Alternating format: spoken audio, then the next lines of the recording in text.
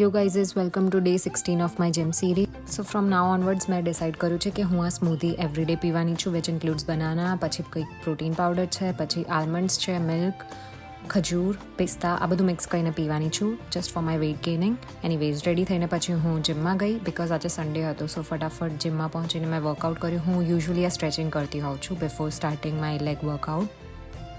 પછી મેં મારી બધી યુઝ્યુઅલ એક્સરસાઇઝીસ કરી લાઈક પ્રેસ. પછી આ મેં નવી એક્સરસાઇઝ શીખી છે હેમસ્ટ્રિંગ કર્લ્સ. મતલબ મને પહેલાં આના બારામાં ખબર નહોતી but I M so glad કે મને ખબર પડી બિકોઝ મને ક્યારનું મારા હેમસ્ટ્રિંગ્સ પર ફોકસ કરવું હતું એન્ડ આઈ એમ ગ્લેડ કે મને કંઈક મળ્યું આના માટે. બાય ધ વે મને આ ખબર નથી કે હું સરખી રીતે કરી રહી છું કે નહીં. મને લાસ્ટ ટાઈમ એક છોકરા હેલ્પ કરી હતી જિમમાં, સો દેટ્સ ઇટ.